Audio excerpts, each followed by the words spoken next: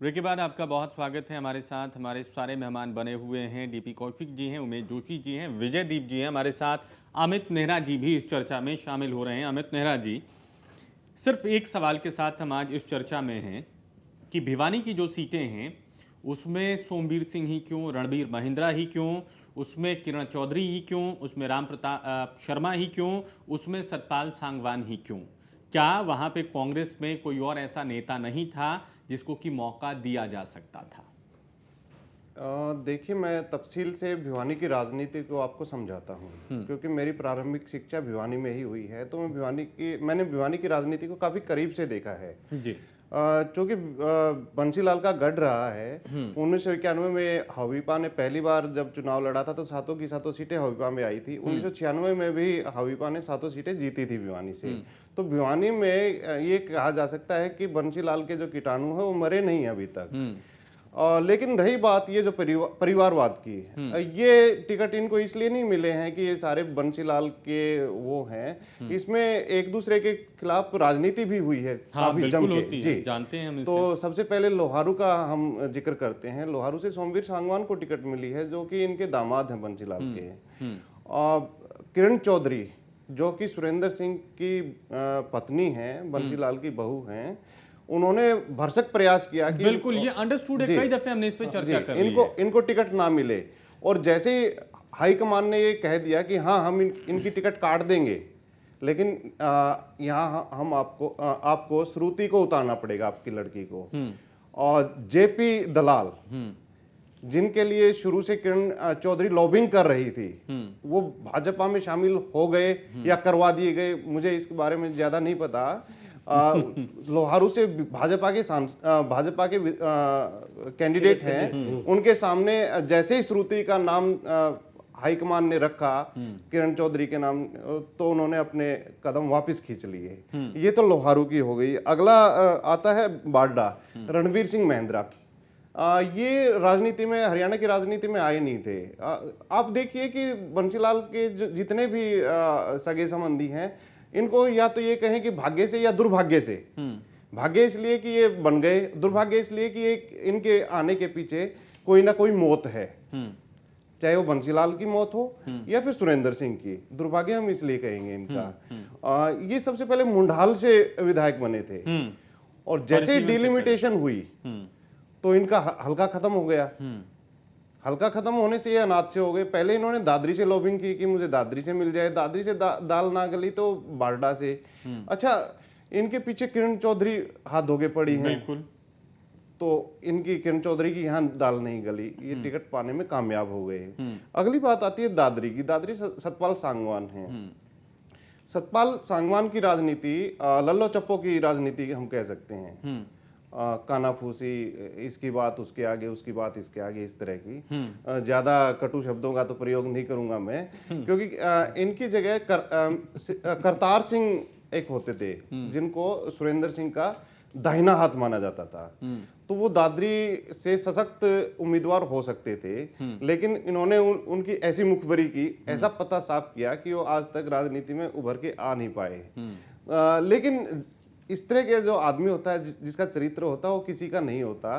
तो ये हम नहीं कह सकते बंसीलाल के प्रति लॉयल रहे हों। इन्होंने पाला बदला है, तो हम इनको ये नहीं कहते कि शुद्ध रूप से बंसीलाल के वो हैं इसमें कीटाणु।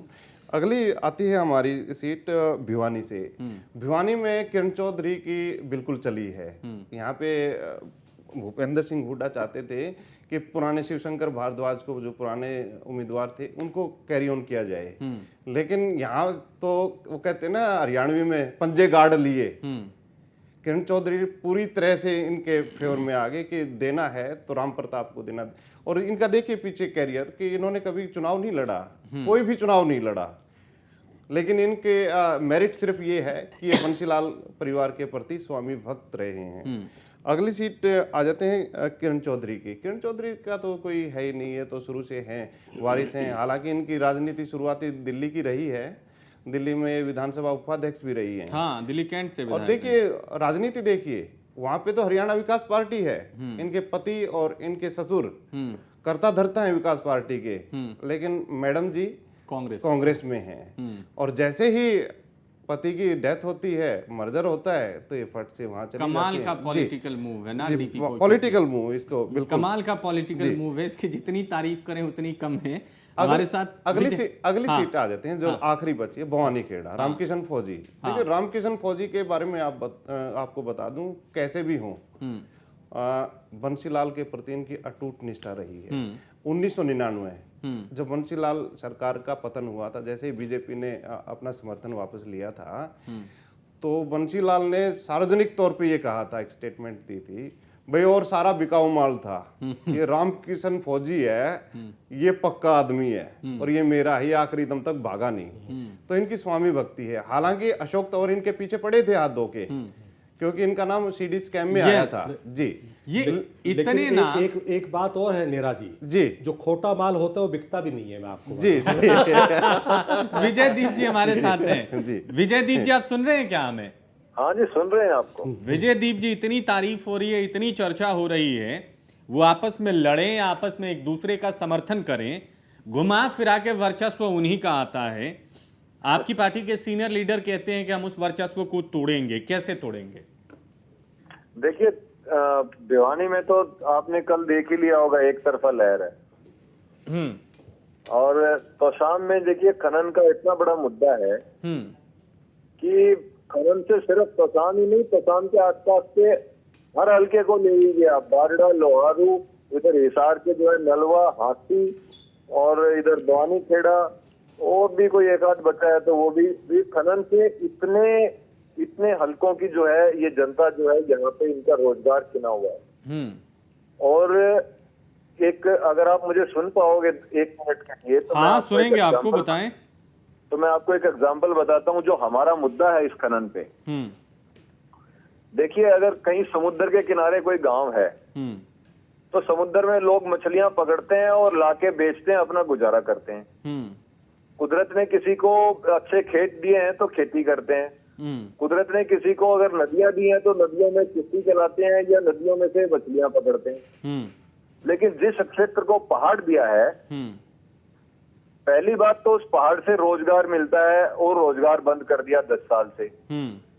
दूसरा, उस पहाड़ में यहाँ की जनता को 1% भी शेयर नहीं मिलता है।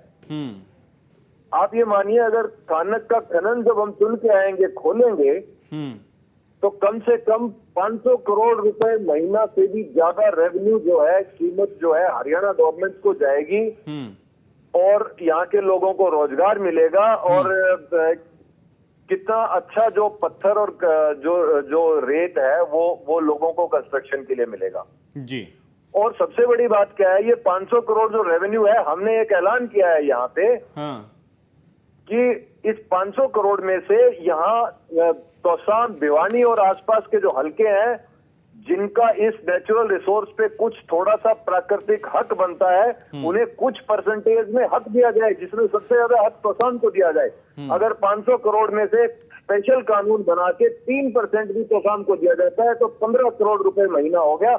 वो कानून बनने के बाद तोशाम की जनता किसी भी आने वाली आगे सरकार की मोहताज नहीं रहेगी। तोशाम में डेवलपमेंट ऐसी हो जाएगी। जो सोल्यूशन आप बता रहे हैं, जो बातें आप बता रहे हैं, ये इलाके की जनता खुद चाहती है। जनता के लिए करने वाले हैं, हमारे प्रति जनता की एक तरफा लहर है। नहीं, ये आप चाह रहे हैं ऐसा जनता के लिए करना। सर, ये आप चाह रहे हैं ऐसा जनता के लिए करना, जनता भी तो ऐसा ही चाह रही होगी ना? जनता बिल्कुल ऐसा चाह रही है। और जनता को सरप्राइजिंग ये है कि 47 साल में अनेकों नेता, अनेकों पार्टियां, यहाँ भिवानी से कोई MP या कोई जो है तोशाम से या आसपास के हलकों से आए, लेकिन ये बात पे किसी ने चर्चा भी नहीं की। दूसरा, एक और मुद्दा मैं यहाँ पे आपको बताता हूँ जो गहन है, ताकि हरियाणा की जनता को पता चले कि हम किस तरह से जनता से जुड़ के उनकी समस्याओं का समाधान उठा रहे हैं और उनको करके देंगे। आप देखिए, पानी की समस्या इस एरिया में है और यहाँ से हांसी अगर आप बाई रोड लेते हो तो 28 किलोमीटर पड़ता है। अगर एरियल डिस्टेंस अगर आप सीधा देखोगे बिना रोड के तो करीब करीब 25 किलोमीटर या इससे कम होगा। हांसी से आगे एक ऐसा एरिया आ जाता है जहाँ पे सेम है, पानी में बहुत ज्यादा सेम है, नमी से परेशान है लोग। और हांसी और आगे जींद और असंध करनाल तक करीब करीब आप 70-80 किलोमीटर का एरिया है जिसमें बहुत सेम है और बरसात के टाइम फ्लड हो जाती है। हमने तोसाम की जनता से वायदा किया है हम्म कि जो 3% हक हम्म इस खनन के रेवेन्यू में मिलेगा, उससे हम एक पानी की लाइन ला के देंगे वहां से, जिसमें वहां से जो टेम होगी वो नीचे बैठ जाएगी, और बरसात के टाइम और वैसे भी जो टेम होगी वो एक बड़े पाइप और मोटे पाइप के तहत वो पानी तोसाम और आने वाले आसपास के जो ये हल्के हैं जहाँ पे ये बालू मिट्टी और जो पानी की कमी है, बालू मिट्टी ज्यादा है और जहाँ पानी की कमी है वहां पे ये पानी लाया जाएगा, ताकि ये यहाँ की खेती अच्छी हो जाए और यहाँ के जो संसाधन है वो फले फूले। जी जी तो हमारे विजन में और कार्यशैली में कोई किसी पे वजन नहीं पड़ रहा है। हाँ। किसी देखिए सरकार पे या किसी सिस्टम पे, किसी डिपार्टमेंट पे या जनता पे कोई टैक्स का बोझ नहीं पड़ेगा हमारी डेवलपमेंट में। ठीक ठीक ठीक ठीक हमारी ठीक। डेवलपमेंट स्वाभाविक है, हमारी हाँ। डेवलपमेंट एकदम प्राकृतिक है, जो संसाधन को सीधे तरीके से इस्तेमाल में लाके लोगों को काम मिलेगा। लोग कह रहे हैं हाँ ये पॉसिबल है। ठीक है सर, मैं ये और कह रहा हूँ हमने- कि आपने मुद्दे चिन्हित किया, आप उसके सहारे लड़ाई में हैं। एक और सवाल मैं उसका जवाब आपसे चाहता हूँ कि इस परिवार का जो वर्चस्व रहा है इसको आप लोग कैसे तोड़ने जा रहे हैं? देखिए परिवार का वर्चस्व है ही नहीं। चौधरी देवीलाल, चौधरी बंसीलाल जो है वो यहाँ की जनता से जुड़े हुए थे और इसी वजह से वो हरियाणा की जनता से जुड़े और देश की जनता से जुड़े। इसके बाद तो सिर्फ उनका नाम लेकर जनता की भावनाओं का जैसे हनन भी किया जा रहा है। जैसे भी मैं ये नहीं कह रहा हूं कि सकारात्मक वर्चस्व है या नकारात्मक वर्चस्व है, जो कब्जा है अब तो समझ जाएंगे आप, इसको आप कैसे हटाएंगे? किसी पार्टी ने या किसी लीडर ने ग्राउंड पे जाके और मीडिया के माध्यम से या किसी अच्छे मीडिया ने भी मुझे लगता है इस बात को लोगों तक पहुंचाया नहीं है। अब मीडिया भी बखूबी इस बात को पहुंचा रहा है और हमारी पार्टी ने जनता को तक एकदम सही बात को पहुंचाया है।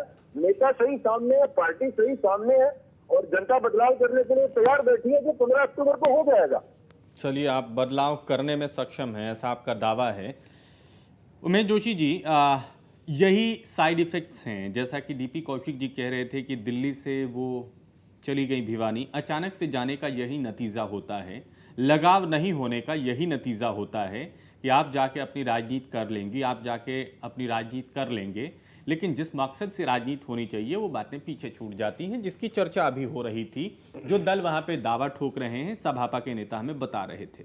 ऐसा है कि वो दिल्ली क्यों थी, हरियाणा की राजनीति क्यों नहीं कर रही थी, ये पूरा हरियाणा जानता है, उसका खुलासा करने की ज़रूरत नहीं है। लेकिन जहाँ तक पारिवारिक विरोध की बात है, रणवीर महिंद्रा का अगर किरण चौधरी विरोध करते हैं तो इसका मतलब ये नहीं है कि रणवीर महिंद्रा बंसीलाल के बेटे नहीं रहे। यस, आप आपस में लड़ें या एक दूसरे का समर्थन करें, बंसीलाल के है तो बेटे परिवार ही, है तो परिवार ही। रणबीर महिंद्रा अगर किरण चौधरी का विरोध करते तो इसका मतलब ये कतई नहीं है कि वो बंसीलाल की पुत्र वधू नहीं कहलाएंगी। वो पुत्र वधू है, वो बेटा है, वो दामाद है, वो पौत्री है कृष्णश्रुति चौधरी। ये नाता नहीं टूट सकता, आपस में वो कितना भी लड़े। और जब तक ये नाता रहेगा तब तक टिकट इनके पास रहेगी, जब तक ये नाता रहेगा टिकट तुम्हारे पास रहेगा। तो ये और किसी भी बड़े नेता के घर कोई बच्चा पैदा होता है तो लोग कहते हैं फला के घर लड़का पैदा हुआ, फला के घर लड़की पैदा हुई। मैं ये ऐसा नहीं कहता, नेता हमेशा कहता हूँ कि ये भावी सांसद पैदा हुआ है या भावी विधायक पैदा हुआ है, क्योंकि इन लोगों के बनना उनको यही है। और कार्यकर्ताओं की अक्ल पर मुझे तरस आता है, मुझे अफसोस होता है कि वो किस तरह से पिछलग्गू बन जाते हैं। क्यों नहीं पूछते सवाल कि आपके घर में बेटा पैदा हुआ, 18 साल का या 20 साल का 25 साल का होते ही वो राजनीति करने लगता है, उसमें ऐसी समझ कहां से आ गई। और उस नेता से पूछो कि तुम्हारे पिताजी जब राजनेता नहीं थे उसके बावजूद तो बड़े नेता बन गए, तो मेरे पिताजी भी राजनीति में नहीं है, मैं आपकी तरह बड़ा नेता क्यों नहीं बन सकता। आप किसी को धक्का मत दीजिए, आप अपने बच्चों को जरूर आगे लेकर आएंगे, हम जानते अच्छी तरह से, लेकिन दूसरों को धक्का देकर मत लाइए आप। कौशिक साहब, मनीष जी, ऐसा बहुत संक्षेप में बोलना है, नेहरा जी को भी मौका देना है मैं। नहीं नहीं नहीं, आप ही बताइए, कांग्रेस पार्टी ने ऐसे भी आदमी को टिकट दिए हैं जो बिल्कुल परिवार से फिर आप मुद्दे से भाग गए सर। मैं आज पूरी चर्चा में आपको टोक रहा हूँ कि जहाँ पे बात हो रही है वहां से उछल के आप मुद्दे से नहीं दूसरी जगह भटक रहा चले सर, जा आप आपके मुद्दे की बात कर रहा हूँ। आप बताइए, अब चल आप क्वेश्चन। अब जो ये तारीफ हुई है इस पे अपनी सहमति जता रहे हैं, असहमति जता रहे हैं, ये बताइए। जोशी जी कह रहे हैं ना कि भी वो मुख्यमंत्री या किसी मंत्री की औलाद है, यही कह रहे हैं ना। हाँ, इसी बात को जवाब दे रहा हूँ मैं। और भी तो हमारे पास ऐसे कैंडिडेट हैं। रोहतास बेदी जी कौन से मुख्यमंत्री की औलाद है जिनको टिकट मिला है? तो उसकी हम फिर आलोचना रोहतास नहीं कर रहे बेदी, हैं। फिर हम उनकी हम चर्चा उनकी नहीं कर रहे आलोचना हैं। नहीं कर रहे हैं। अब ठीक है, अब मेरा जी सही कमेंट ले लेता हूं मैं। ठीक है, हमने देखा है चाहे जिस भी तरीके से पॉलिटिक्स पे वहां पे कब्जा रहा है बंसीलाल परिवार का, उनके लोगों का। अब बदलाव देख रहे हैं आप वहां पे, अब कुछ नए हालात, वोटरों का मिजाज बदला है, डेवलपमेंट को आगे रखा जा रहा है। भिवानी जिले की मैं राजनीति बताता हूँ। भिवानी को वैसे छोटा काशी कहा जाता है, सर, मंदिरों बहुत के संक्षेप में बताना। हाँ, जी। सुनिए तो ये राजनीति का भी छोटा काशी है। दिल्ली की जो खबर दिल्ली में नहीं होती वो सबसे पहले भिवानी में होती है। अब एक रोचक आंकड़ा और देता हूं मैं। लोहारू में परिवार आमने सामने भी खड़ा है। एक तरफ सोमवीर हैं जो दामाद हैं बंसीलाल के, और दूसरी तरफ उनकी बेटी हैं जीजा साली आमने सामने हैं, सुमित्रा और सोमवीर। आपको शायद मैं इनपुट दूं, वो बीएसपी से हैं। एक परिवार के ही आपस की नूरा कुश्ती हो रही है ये। मान लिया बाई चांस सुमित्रा जीत जाती हैं या सोमवीर जीत जाते हैं, जीता कौन? परिवार, बंसीलाल परिवार। तो ये दर्शकों को समझना होगा। और दूसरी बात, हरियाणा की राजनीति में एक बड़े राजनेता हुए हैं, मैं नाम नहीं लेना चाहूँगा, तो एक पब्लिकली उनसे प्रश्न पूछा था किसी ने, ना किसी जर्नलिस्ट ने, आम आदमी ने, कि चौ साहब आपका ये बेटा क्या करेगा बड़ा होके? तो उसने बड़ा बेबाकी से भरी सभा में उत्तर दिया था, बोला भाई गो का जाया तो बिल खोदेगा। ये टिपिकली हरियाणवी है कि जो जैसा होता है उसका बेटा भी वैसा ही करेगा, और उस बात का किसी ने विरोध नहीं किया उस सभा में। तो ये तो एक तरह से थोपते ही हैं। वो तब की बात थी जी। अब हालात बदल गए। नहीं, वो चल ही रहा है। देखिए डायनेस्टी है, वो किसी तरह चलेगी ही चलेगी। तोड़ने वाले अब तो ये कोई तो और नहीं, खुद जनता हो गई है। दर्शक समझदार होंगे या वोटर समझदार होंगे। देखिए मजबूत कितने हैं हमारे राजनेता, कितने मजबूत हैं? ये इतने मजबूत नहीं है, ये एक उंगली की चोट से मरते हैं। बस उंगली की चोट का ही इंतजार जी। है। Thank you sir. Amit Nehra ji, DP Kaushik ji, Umesh Joshi ji, Vijay Deep ji हमारे साथ इस पूरी चर्चा में शामिल होने के लिए। तो उंगली की ताकत में बहुत दम है, एक बटन दबाना है और आपको फैसला करना है क्या करना है। हम इस चर्चा को यहीं पर रोकते हैं। नमस्कार।